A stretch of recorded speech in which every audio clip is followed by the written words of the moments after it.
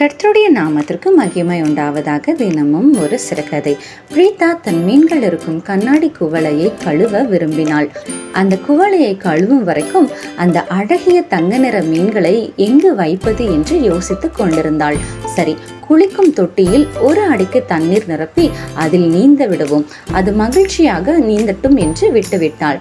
கழுவி முடித்த பின் அவள் அந்த மீன்களை எடுக்க போன போது அந்த மீன்கள் தாங்கள் இருந்த இடத்திலேயே ஒரு சிறு வட்டம் போட்டது போல குவளையில் நீந்தி கொண்டிருந்தது போலவே அந்த தொட்டியிலும் நீந்தி கொண்டிருந்தன. எவ்வளவு பெரிய இடம் கொடுத்தாலும் அந்த மீன்கள் அந்த குறுகிய வட்டத்திற்குள்ளேயே நீந்தி கொண்டு இருந்தன. அநேக நேரங்களில் நாமும் நமக்கென்று ஒரு குறுகிய வட்டம் போட்டு வைத்துக்கொண்டு இதுதான் வாழ்க்கை, இனி என்னால் என்ன செய்ய முடியும் என்று துவண்டு விடுகிறோம். ஆனால் கர்த்தர் நமக்கென்று பெரிய திட்டங்களையும் மேலான நோக்கங்களையும் வைத்திருக்கிறார்.